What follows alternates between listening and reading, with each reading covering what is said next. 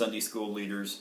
I think it's been a couple of months since I've done a Prep Talk video, and so my apologies for not doing that over the holiday season. It seemed to be pretty rushed for me. So I appreciate your hanging in there and muddling through those lessons without my help somehow. Hey, we have 2 lessons left in this theme, in this series. And the series is entitled, Finding Your Value in God. We're in session 6. We're looking at being used in God's service. And our text this week is out of 1 Corinthians chapter 12, as well as 1 Peter chapter 4. I'd like to encourage you each week to remember to tie your lesson into the overarching theme. And remember the theme for the series is finding your value in God.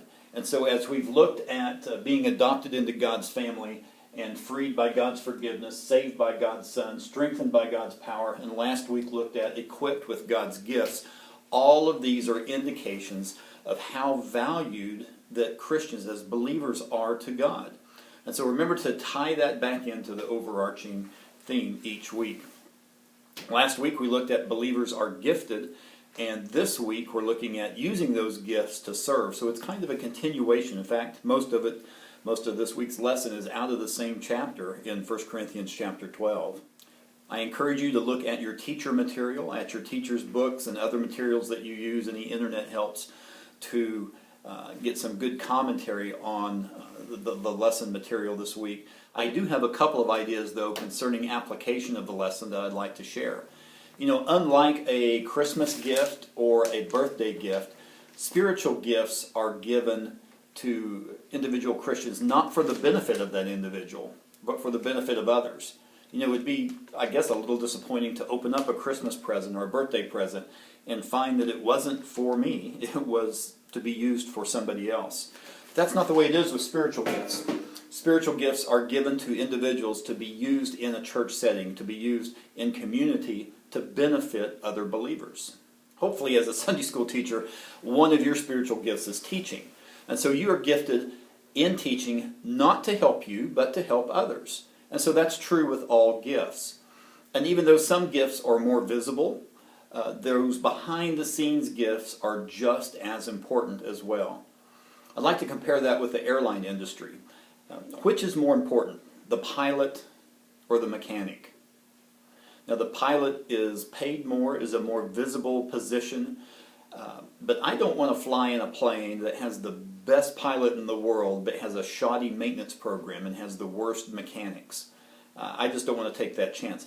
So I think there's an application there. There's a correlation there in the church. It's the same in the church as well. Both those upfront positions and those behind-the-scenes positions are very important to the functioning of a church. And in 1 Corinthians chapter 12, Paul uses the analogy of a human body. A foot, a hand, an ear, an eye are all part of the body, but they're not independent. In fact, they're dependent upon each other. The ear and the eye can sense danger. The hands can help combat that danger. The feet can help run from the danger.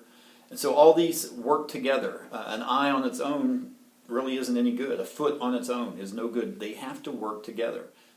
And in verse 22 of 1 Corinthians 12, Paul says that those parts of the body that seem weaker are indispensable.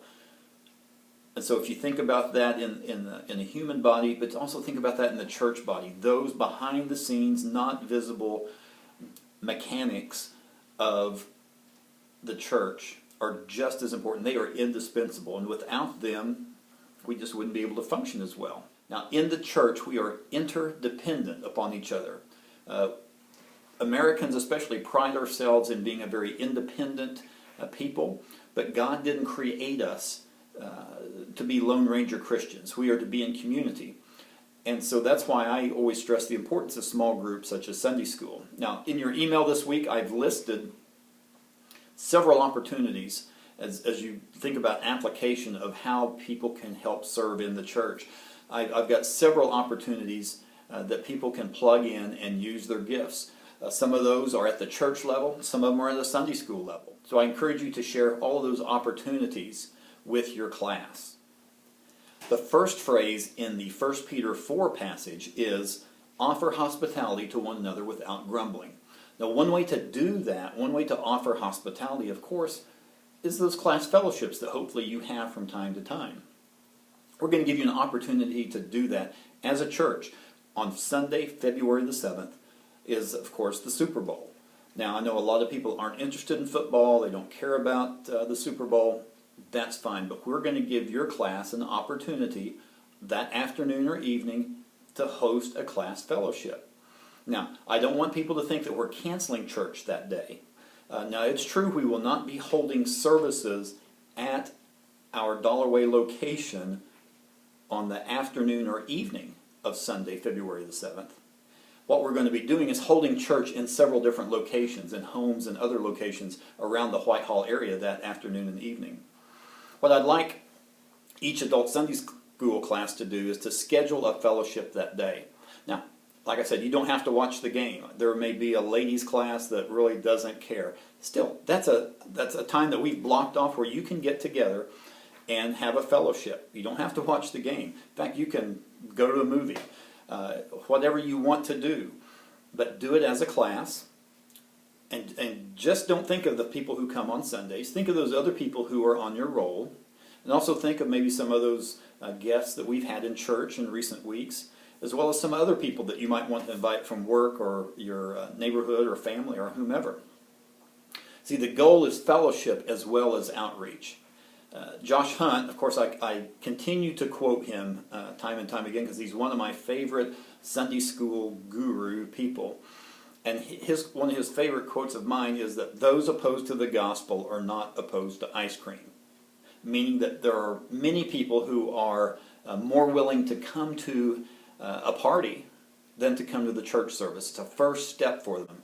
It's a way for them to be introduced to other people without being in church, without being in a church building, without having that pressure of not knowing what to do. So it's good to make those relationships first. Then they'll feel more comfortable when they come to church or come to a Sunday school class. So think about who you can invite to the party. Now, if you want to have that at a house and watch the game, that's fine. I know the last couple of years, the Sunday school class I've been involved in, we've had it in a fairly large house, and a lot of the guys were in there watching the game. A lot of the ladies were in the kitchen or in the dining area just sitting around talking, and then there were some men doing that and women watching the game. It doesn't matter what you do. Just get together, get to know each other better. I think when you know each other better outside of class, you're better able to minister to each other. And I think there's a little bit more level of accountability that you're more likely, those folks are more likely to come to class and to participate each Sunday. Now, we only have one lesson left after this week in the unit, and it's called Cherished in God's Eyes. And so we'll look at that next week. So remember this week to give your class some ideas to think about for that Sunday school fellowship on Sunday, February the 7th, as well as give them opportunities to plug in to service here at First Baptist Whitehall. Pray for your class, and I hope to see you Sunday.